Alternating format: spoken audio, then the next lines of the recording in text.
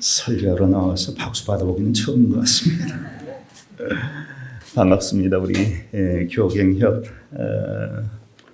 동지 목사님들이 목회하시는 우리 교회 장로님들과 만나서 이렇게 함께 말씀을 나누게 된 것이 얼마나 감사하고 또 영광스러운지 모르겠습니다.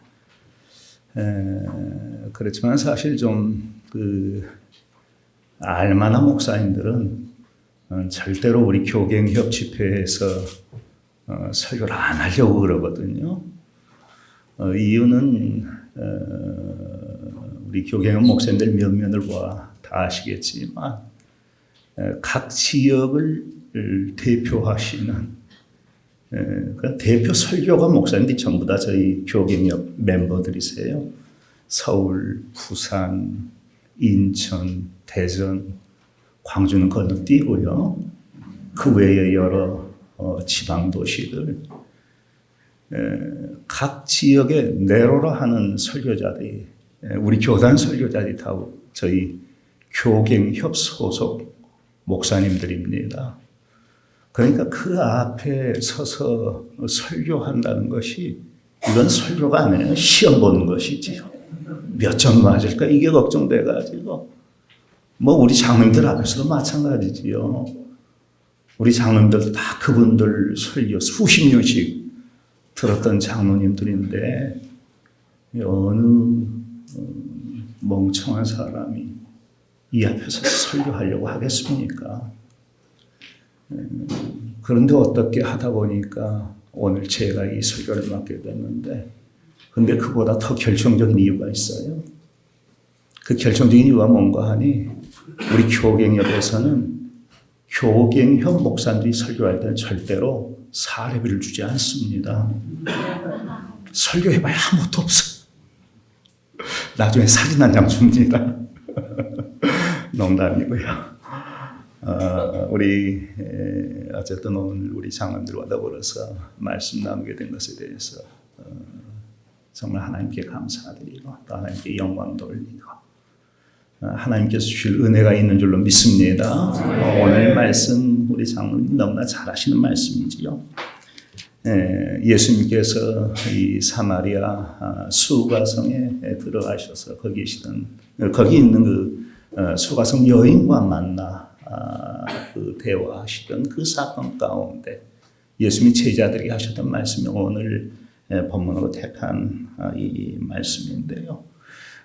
사유하는 목사님이 그 제목을 좀 희한하게 말씀하셔서 교재에 나와 있는 게 맞습니다. 당신의 양식은 무엇입니까? 라고 하는 이 제목으로 장로님들과 함께 말씀 생각하면서 은혜를 나누고자 합니다.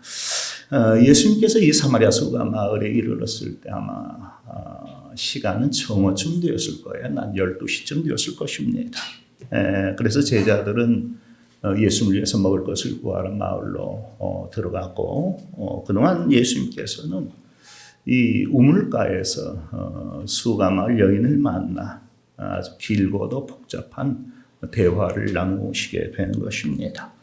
먼저 예수님께서 수가 마을 여인에게 말을 거셨지요. 내게 물 좀 달라. 그래서 수가 마을 여인이 깜짝 놀라며 되묻습니다. 당신은 어찌하여 유대인으로서 사마리아 여자인 나에게 물을 달라고 하십니까? 이 여인이 이렇게 되물었던 이유는 이거예요. 당시 유대인들이라 하면 사마리아 사람들을 개 취급하면서 전혀 상종하려고 하지 않았었거든요. 그런데 이 유대인 남자는 사마리아 여자인 자기의 손에서 물을 좀 얻어 마시겠다고 하는 거예요. 얼마나 의아했겠습니까? 그래서 그렇게 되묻는 것입니다. 당신은 어찌하여 유대인으로서 사마리아 여자인 나에게 물을 달라 하십니까? 그러자 그 질문에 대해 예수님이 뭐라고 대답하셔요? 내가 만일 하나님의 선물과 또 내게 물 좀 달라 하는 자가 누구인 줄 알았더라면 내가 그에게 구하였을 것이요 그가 생수를 내게 주었으리라. 이 물을 마시는 자마다 다시 목마르려니와 내가 주는 물을 마시는 자는 영원히 목마르지 아니하리니 내가 주는 물은 그 속에서 영생하도록 솟아나는 샘물이 되리라. 얼마나 놀라운 일입니까?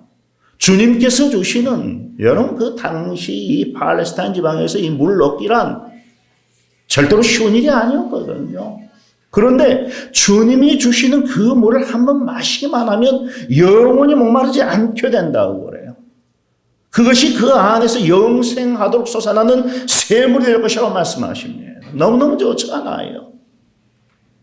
그래서 여자가 다급하게 예수님께 요청을 하는 거예요. 그런 물을 내게 주사 목마르지도 않고 또 여기 물 기르러 오지도 않게 하옵소서. 내 남편을 불러오라. 내게는 남편이 없나이다. 내게 남편이 없다는 그 말이 옳도다. 이제까지 내게 남편이 다섯이나 있었고 지금은 또 다른 남자하고 살고 있지만 그 남자도 내 남편은 아니니라.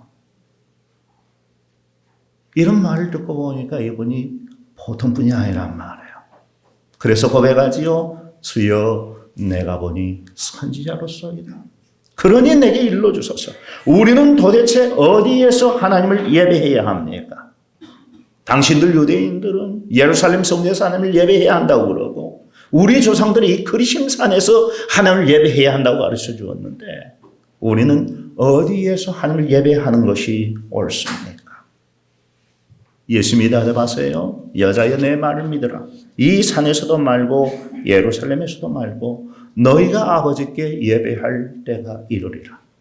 하나님은 영이시니 예배하는 자가 영과 진리로 예배할지니라.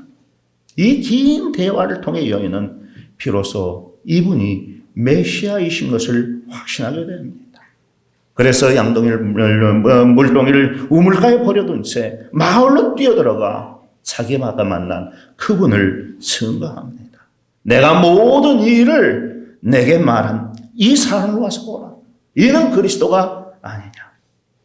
그런 사이 제자들이 음식을 구해왔고 그것을 주님께 권합니다. 본문 31절 라비어 잡수소서. 그러자 그 말에 예수님 뭐라고 대답하세요? 32절 말씀 우리 함께 같이 읽어보겠습니다. 32절 말씀 함께 읽습니다. 이르시되 내게는 너희가 알지 못하는 먹을 양식이 있느니라. 내게는 너희가 알지 못하는 먹을 양식이 있느니라. 34절로 같이 읽습니다. 예수께서 이르시되 나의 양식은 나를 보내신 이의 뜻을 행하며 그의 일을 온전히 이루는 이것이니라.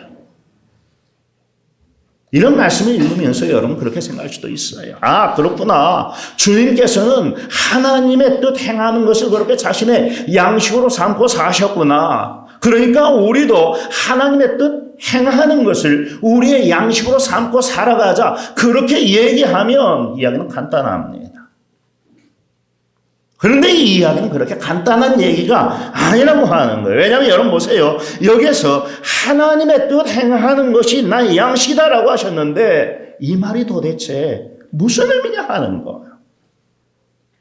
사실 제자들의 입장에서 생각해 본다면 너무나 황당한 일 아니었겠어요? 뜬금없이 무슨 소리냐고요. 6절 말씀 보세요.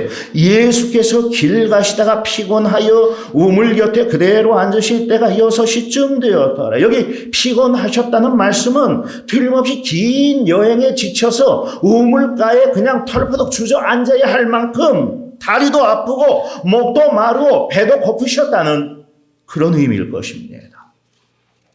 그래서 제자들이 예수님을 위해 먹을 양식을 구하기 위해서 사마리아 마을로 들어갔던 것 아닙니까?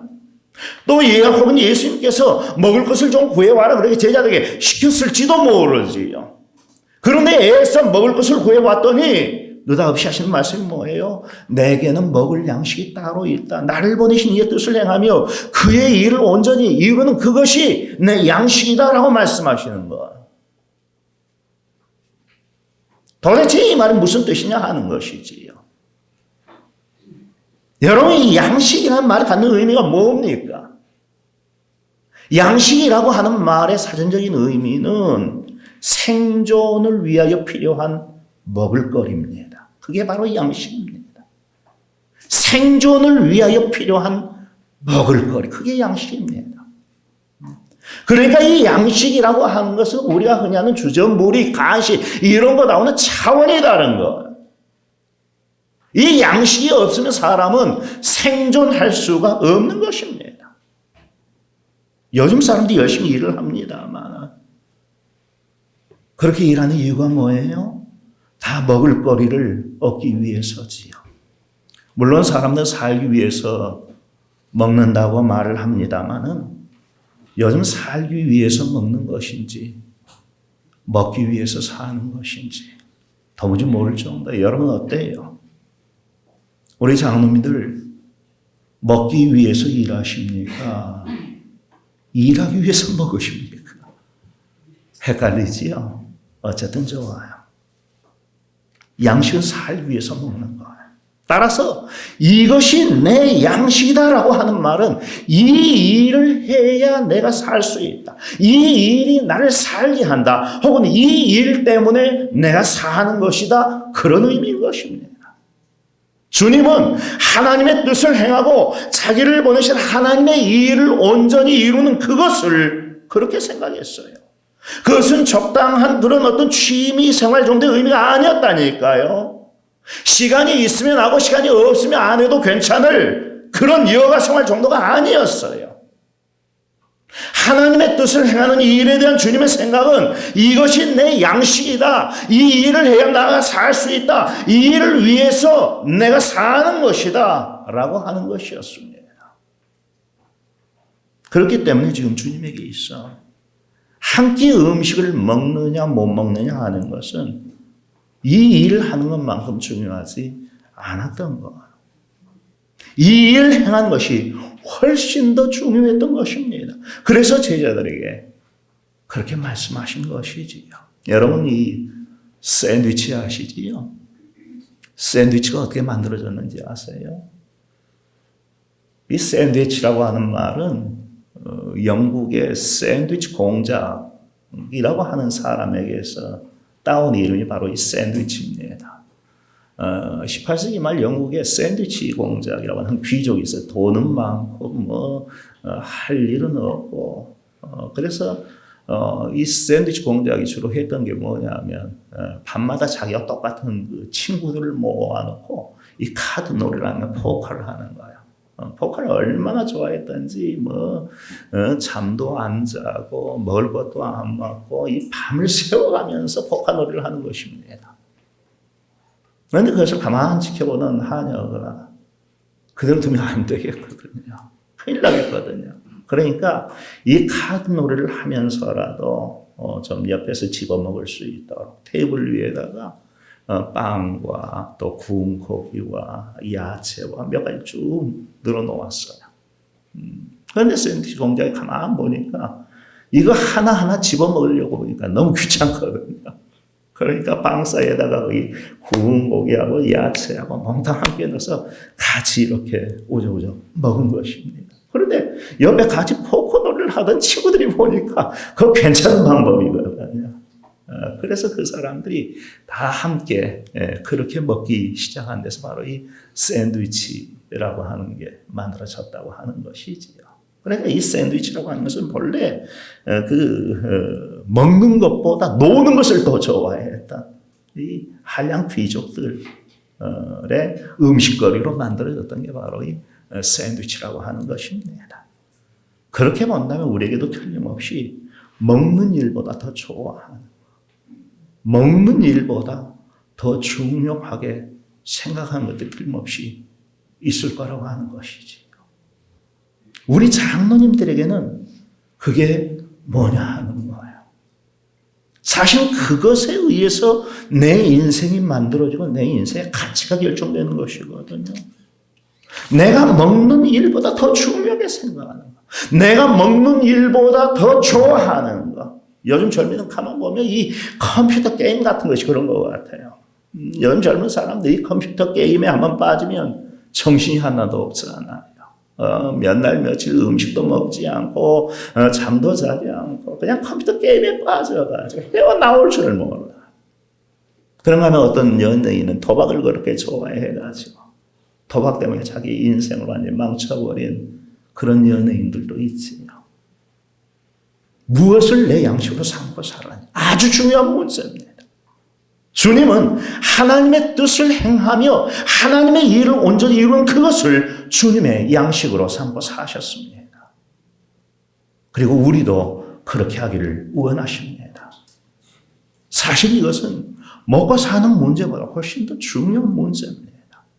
왜냐하면 이것이 내 존재의 의미를 결정하고 내 삶의 가치를 결정하게 되기 때문입니다. 여러분도 주님처럼 하나님의 뜻 행하는 것을 여러분의 양식으로 삼고 살아가시기를 주님의 이름으로 부탁합니다. 문제는 주님은 얼마만큼 그 일을 자신의 양식으로 삼으셨느냐 하는 것이지요. 그 일을 알아보기 위해서는 본문의 사건 처음으로 돌아가 살펴볼 필요가 있습니다. 3절 4절 말씀. 유대를 떠나서 다시 갈릴리로 가실새 사마리아를 통과하여야 하겠는지라. 이 말이 여기서 왜 중요한 의미를 갖느냐 하면 여러분 이미 다 잘 알고 계시는 일이에요. 그건 당시의 보편적인 상황이었어요. 이 갈릴리라고 하는 것은 이스라엘 나라의 북부지방에 위치해 있는 그런 지역이고요. 유대는 이스라엘 남부지방에 위치해 있는 지역이지요. 그런데 이 유대에서 갈릴리로 올라가자면 가장 빠른 길로 가려면 반드시 통과해야 하는 것이 바로 이 중간에 있는 사마리아라고 하는 이런 성읍이었던 것입니다. 그런데 대부분의 유대인들은 이 사마리아를 통과해서 갈릴리로 올라다니지를 않았어요. 왜냐하면 이 사마리아 사람들은 배교한 사람들에다가 혼혈족에다가 이스라엘 사람들이 가장 경멸한 사람들이었거든요. 그들과 만나기가 싫었던 거예요. 아예 그들과 상종하기가 싫었던 거예요. 그들과 말 섞는 것조차도 싫었던 거예요. 그들과 접촉하기가 싫었던 거예요. 그러니까 대부분의 유대인은 갈릴리로 올라가면서 좀 멀리 돌아가는 길이긴 했지만 서쪽 해안길을 타고 갈릴리로 올라가든지 아니면 동쪽 요단 계곡을 타고 갈릴리로 올라가든지 불편하고 돌아가는 길이었지만 그렇게 통행을 하곤 했었던 것입니다. 그런데 예수님께서는 일반적으로 유대인들이 다니는 그 길로 안 가셨어요. 사마리아를 통과하여야 하겠는지라. 영어 성경은 이 부분을 그렇게 번역하고 있거든요. 대부분의 성경들이 그렇게 번역하고 있어요. 가장 먼저 홀리 바이블을 보면 주님께서 사마리아를 통과하여 가는 것이 필요함을 아시고라고 그랬어요. 사마리아를 통과하여 가는 것이 이때에는 사마리아를 통과하여 가는 것이 필요함을 아시고 사마리아로 들어가셨다고 하는 거예요. NIV 사마리아를 통과하여 가셔야겠는지라. KJV 반드시 사마리아를 통과하여 가실 필요가 있으신지라. 이런 식으로 번역을 하고 있습니다. 그러니까 무엇인가 하면 주님은 단순히 지리적으로 가깝다는 그 이유 때문에 사마리아로 들어서신 것이 아니라고 하는 것입니다. 그것은 주님의 의지였어요. 주님은 이때에는 사마리아를 통과해 가는 것이 필요한 것을 아시고 혹은 사마리아를 통과해 가실 필요가 있으셔서 그 길을 선택해서 가신 것입니다. 그것은 주님의 의지와 결정이었어요. 일부러 의도적으로 사마리아의 가장 깊은 곳까지 주님이 들어가신 것입니다. 여러분 그 이유가 뭐라고요? 주석가 핸드릭스는 이 부분을 그렇게 주석하고 있습니다. 요한복음에는 하나님의 계획을 수행해야겠다는 주님의 의식이 부단히 강조되어 있으며 따라서 이 말씀의 의미는 주님이 하늘 아버지의 명령에 따라 사마리아를 통과하셔야 했었다는 것이 틀림없다. 즉 그를 보내신 이의 뜻을 행하며 그의 일을 성취하기 위한 예시였던 것이다. 그겁니다. 무엇이 주님으로 사마리아를 통과하게 했느냐고요. 왜 주님은 수가 마을에 들어가셨고 야곱의 우물 곁에 앉아 쉬셨느냐고. 왜 그 시간에 제자들 음식을 고루 구해오라 하면서 마을로 들어보내셨느냐고. 왜 거기서 여자에게 말을 붙이셨느냐 하는 거예요. 그 어느 것 하나도 우연은 아니었다고 하는 것이지요. 그 모든 일들 가운데는 자기를 보내신 하나님의 뜻을 행하기 위한 주님의 계획과 의도가 담겨 있었다고 하는 것입니다. 주님은 이미 거기에서 수가 마을 여인을 만날 것을 계획하고 계셨고 미리 가셔서 우물가에 앉아 여인이 우물로 나오기를 기다리고 계셨습니다. 그러다가 그 여인이 나오니까 그를 만나신 거예요. 계획적으로 여인에게 내게 물을 좀 달라 말을 붙이셨던 것입니다. 참으로 답답한 대화였지요. 그럼에도 불구하고 끝까지 그 대화를 이끌어 가셨습니다. 하나님의 뜻을 행하기 위한 계획과 의도 속에서 사마리아를 통과해 가시는 거예요. 한 절 더 보지. 5절 6절 말씀.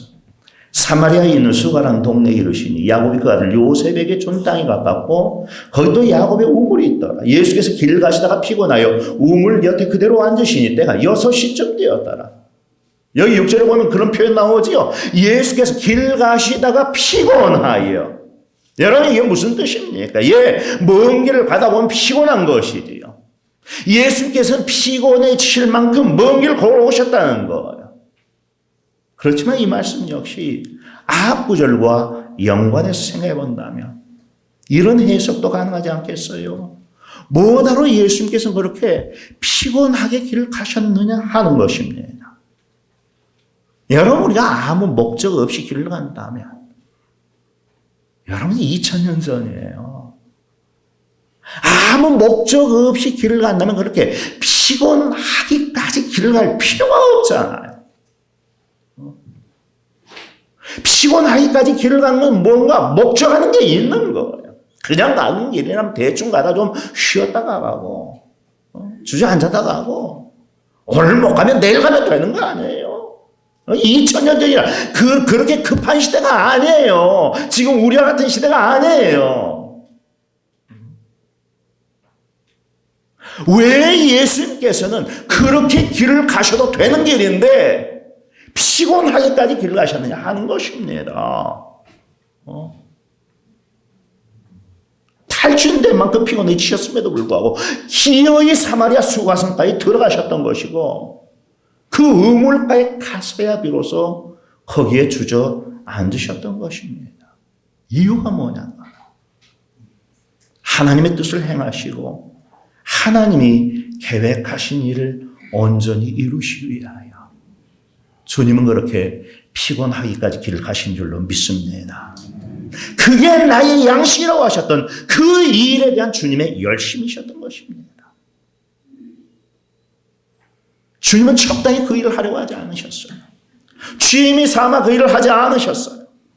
이거 그냥 포카치다가 샌드위치 만들어 먹는 그런 식의 열심이 아니라고요. 주님은 하나님의 뜻 행하는 그 일을 위하여서 피곤해질 만큼 그 일에 몰두하셨고 그 일에 집착하셨던 것입니다. 그래서 우리를 구속하신 그 구원의 역사에 있어서도 역시 마찬가지였어요.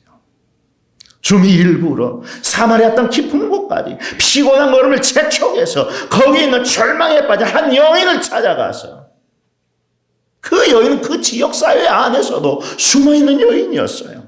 감추어져 있는 여인이었어요. 그런데도 주님은 피곤하기까지 그 길을 재촉하시는 놀라운 집착으로 그 여인을 찾아가셨고 미리 우물가에 가서 앉아 기다리셨다가 그 여인을 만나신 것입니다. 여러분 이와 같은 그 열심으로 하나님의 뜻을 행하시고 하나님의 일을 어김없이 이루고자 하시는 우리 주님의 집착을 하셔야 됩니다. 왜냐하면 그 집착과 그 열심이 온 인류의 구속도 이루신 것이거든요. 요한복음 6장 38절 내가 하늘에서 내려온 것은 내 뜻을 행하려 함이 아니요 나를 보내신 이의 뜻을 행하려 함이니라. 39절 나를 보내신 이의 뜻은 내게 주신 자 중에 내가 하나도 잃어버리지 아니하고 마지막 날에 다시 살리는 이것이니라.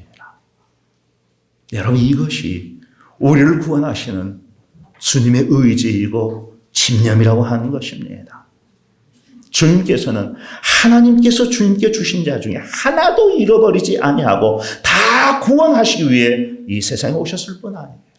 그 집념으로 절대로 쉬운 일 아니었다니까요.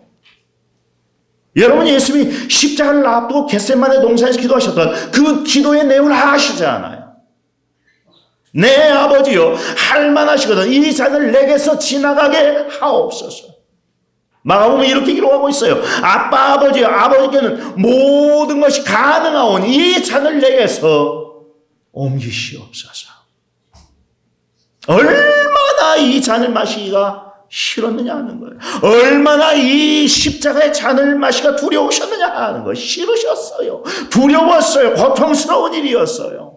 피하고 싶은 일이었어요. 아버지께는 모든 것이 가능하니까 그냥 이 잔을 내서 지나가게 해주시면 안 되겠습니까? 기도하셨던 거예요.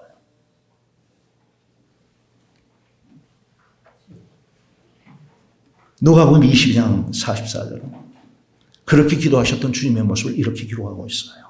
예수께서 힘쓰고 예서 더 간절히 기도하시니 땀이 땅에 떨어지는 핏방울같이 되더라. 그럼에도 불구하고 주님은 끝까지 그 길을 가시고야만 하셨지요. 마침내 하나님의 구원 계획을 다 이루셨어요. 왜요? 바로 그것이 자기를 통해 이루고자 하셨던 아버지의 뜻이고 목적이었기 때문에. 그것이 아버지의 뜻 행하는 일을 자기의 양식으로 삼았던 주님의 열심이었던 것입니다. 그 같은 주님의 열심 앞에 수가성 여인은 어떻게 됐어요? 저는 이 여인 좀 미련했던 것인지, 그런데 미련하면 절대로 아닌 것 같아요. 보세요. 얼마나 요령 있게 상황을 빠져나가려고 하는지. 끝까지 믿지 않으려고 하는 사람의 정형이 바로 이 사마리아 여인 아닙니까? 왜 유대인인 당신이 사마리아인 여자인 나에게 물을 달라고 하십니까? 물기를 그릇도 없고 이 우물은 깊은데 당신이 어디서 그 생수를 얻겠습니까? 당신이 우리 조상 야곱보다 더 큰 사람입니까? 당신들은 예루살렘에서 예배하고 우리 조상들은 이 그리심 산에서 예배해야 한다고 하는데 우리는 도대체 어디에서 예배해야 합니까? 너무너무 이유가 많고 말이 많잖아요. 정말 믿으려 하는 사람은 절대로 이렇게 안 하거든요. 저도 가끔 그런 사람들 만나고 왔는데 너무너무 끈적거리고 말이 많은 사람들. 어떻게든지 피해서 빠져나가려고 하는 사람. 그렇지만 예수님이 이 여인을 끝까지 포기하지 않으셨어요. 포기할 수 없으셨지요. 왜요? 하나님께서 자기에게 구원하라고 주신 사람이었기 때문에. 절대로 잃어버릴 수 없는 사람이었기 때문에. 여러분, 우리가 주님에게 있어 그런 사람이라는 걸 아시느냐고요. 여러분은 절대로 주님의 이 집착에서 빠져나갈 수가 없는 사람들입니다. 주님은 이미 여러분을 절대로 잃어버리지 않겠다고 선언하셨으면 나를 보내신 이의 뜻은 내게 주신 자 중에 내가 하나도 잃어버리지 아니하고 마지막 날에 다시 살리는 이것이니라. 그 주님의 집념 앞에서 여인도 비로소 항복하게 되는 것이지요. 주여 내가 보니 선지자로서이다. 주여 내가 보니 그리스도로서이다. 그러나 물동이를 우물가에 그대로 버려둔 채로 왜요? 주님 만난 그 시점에서 중요했던 것은 더 이상 물 뜨는 일이 아니었거든요. 그는 메시아를 만났어요. 그 시간은 물 뜨는 일에 집착하고 있을 그런 시간이 아니었어요. 그래서 여인은 물동이는 우물가에 그대로 버려둔 채로. 여러분, 이건 물동이를 가져가는 걸 잊어버렸다 그런 얘기 아닙니다. 잊어버린 거 아니에요. 그냥 거기에 내버려 두고 가는 거예요. 내팽개쳐 두고 가는 거예요. 그보다 더 중요하고 시급한 일이 있기 때문에 그 일을 하기 위해서 물동이는 그냥 거기에 그대로 버려두고 갈 수밖에 없었던 것입니다. 여러분, 그 일이 뭐였어요? 얘는 말로 뛰어들어가며 이렇게 소리쳤어요. 내가 행한 모든 일 내게 만한 사람을 와서 보라. 이는 그리스도가 아니에요. 예수님께서 육신의 양식을 취하는 것보다 이 사마리아 여인을 만나 구원하는 일을 자기의 양식으로 삼았던 것처럼 이 여인 역시 우물에서 물을 깃는 것보다 마을로 달려들어가 그리스도를 증거하는 것을 더 급한 자신의 양식으로 삼았던 것입니다. 여러분, 오늘날 우리가 왜 이렇게 세상 것에 집착하고 세상 것만을 자기의 양식으로 삼고 살았는지 아세요? 세상 일 하지 말라는 얘기 절대로 아니거든요. 그렇지만 왜 거기에 그렇게 집착되어 있느냐 하는 것입니다. 왜 세상 일 때문에 신앙생활이 게을러지고 느슨해지냐 하는 것입니다. 왜 복이 되는 것은 항상 신앙적인 일이어야 하는 것입니까? 세상 일 좀 양보하고 세상 일 좀 적게 하고 신앙생활 좀 열심히 잘하면 안 되느냐고요. 신앙생활을 위해서 하나님의 뜻 행하는 그 일을 위해서 물동이는 잠깐 우물 곁에 놓아두실 수 없느냐고요. 무엇을 양식으로 삼고 살아가느냐의 문제예요. 세상의 일이냐 아니면 하나님의 일이냐 하는 것.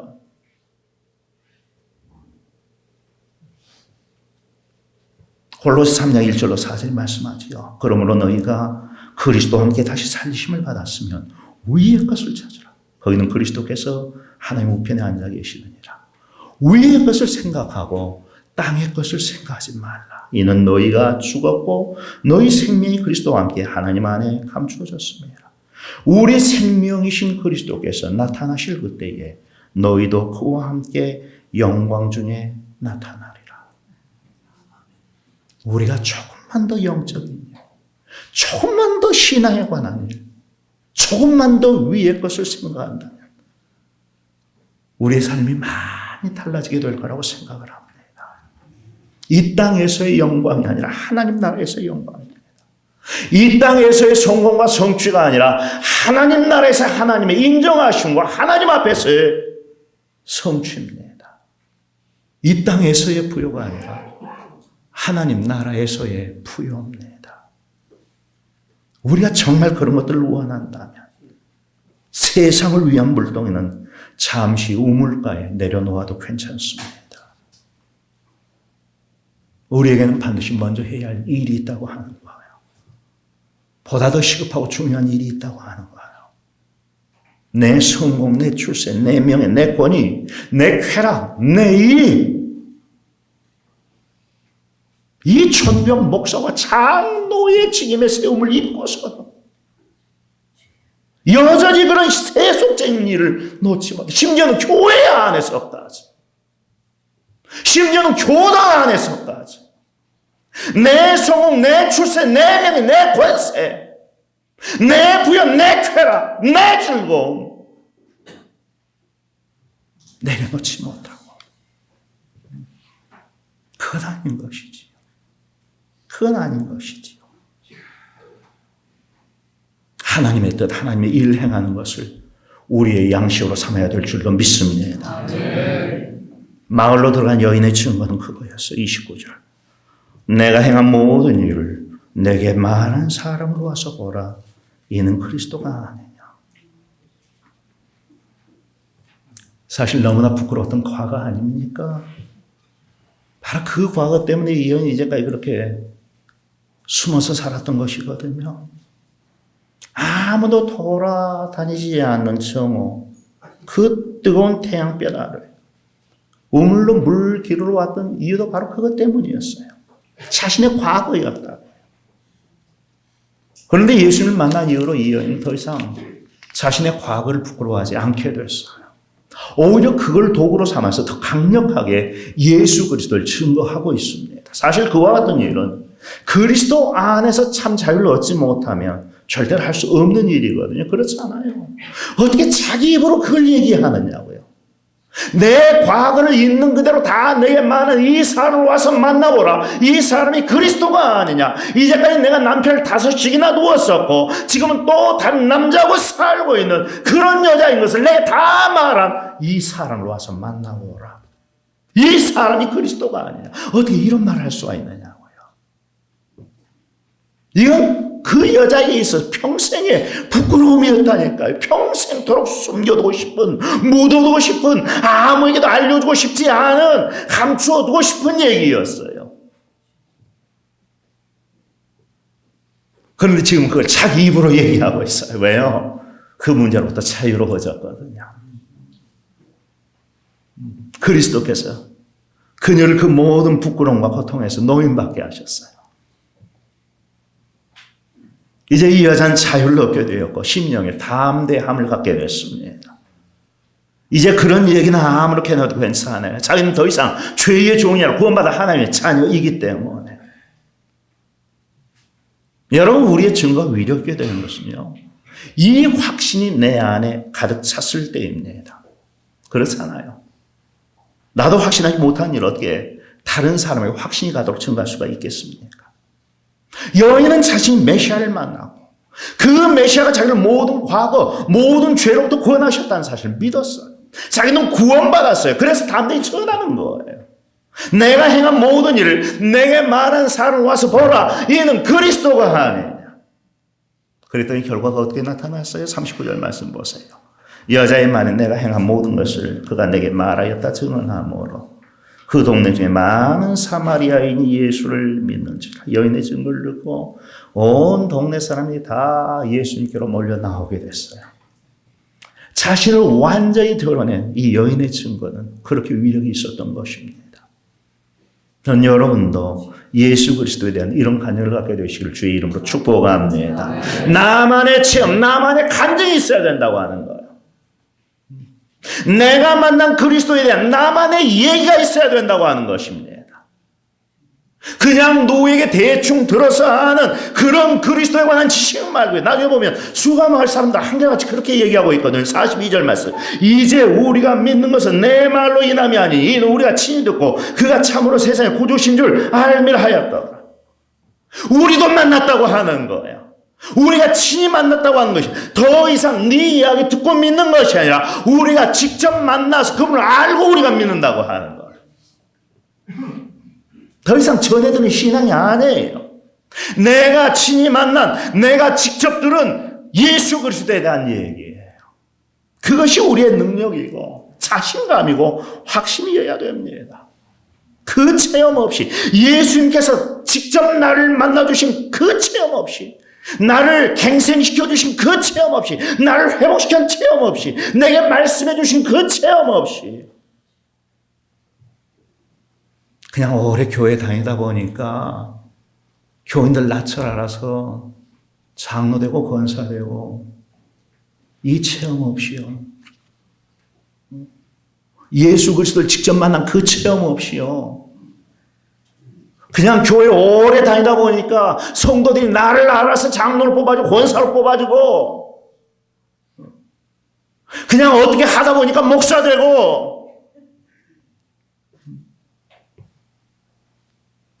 그거 아니잖아요. 나만의 체험이 있어야 된다니까요. 그래야 목사다운 목사, 장로다운 장로, 권사는 권사가 될 수가 있어요. 내가 직접 만난 예수 그리스도에 대한 얘기가 내게 있어야 된다고 하는 것입니다. 여러분 모두에게 이번 수련의 기간을 통하여서 이 체험이 다시 한번 새로워지시기를 주의 이름으로 축복합니다. 그런데 이분은 조금 다른 방식으로 교회를 섬기셨습니다. 여러 가지 사업에 바쁘신 분이셨는데 그래서 이분은 기도는 아버지만큼 못하셨습니다. 그런데 물질로 주님의 몸된 교회에 섬기는 것을 자신의 양식으로 삼으셨습니다. 그래서 교회 안에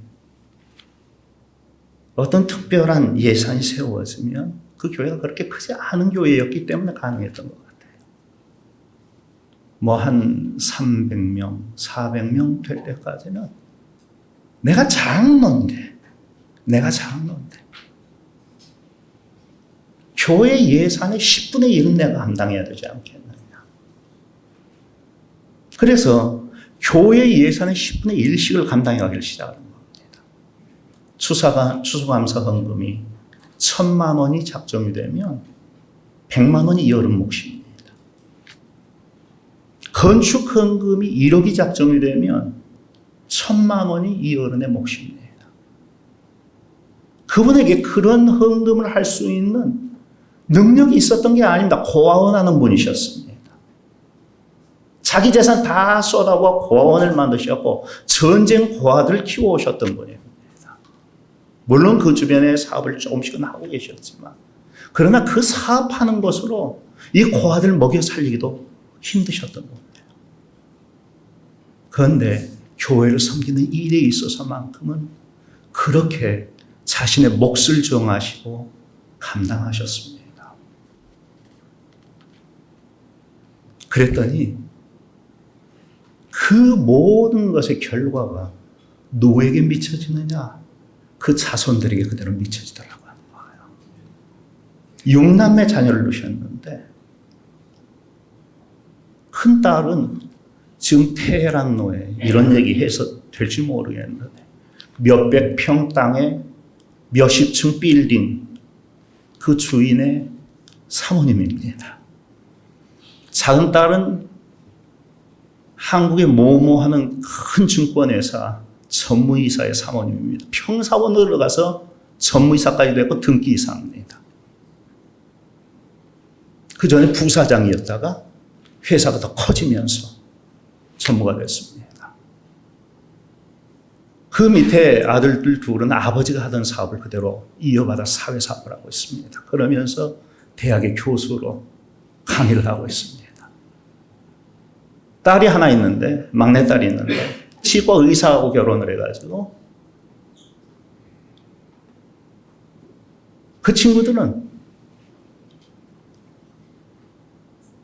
5년 동안, 6년 동안 치과 일을 열심히 합니다. 6년이 지나면 치과를 딱 닫고 그동안 벌어놓은 그걸 가지고 선교 나갑니다. 돈 떨어질 때까지 선교하고 1년 만에 돌아옵니다. 그리고 다시 6년을 또 일합니다. 그리고 또 1년을 선교 나갑니다. 이제는 다시는 못 나갑니다. 아이들이 너무 커가지고. 이제는 아이들 고등학교를 다니기 때문에. 그리고 그 집안의 장남은 광주 중교회 목사가 돼서 지금 여러분 앞에 설교하고 있습니다. 제 조부와 제父亲에 대한 얘기입니다. 제가 이걸 말씀드리는 것은 제 자랑으로 얘기하는 게 아닙니다. 저희 집안 자랑하자고 얘기하는 거 아닙니다. 이건 저희 집안이 경험했던 하나님의 축복에 대한 얘기입니다. 여러분, 이 세상에서도요, 국가에서도 유공자 자녀는 특별 대우하잖아요.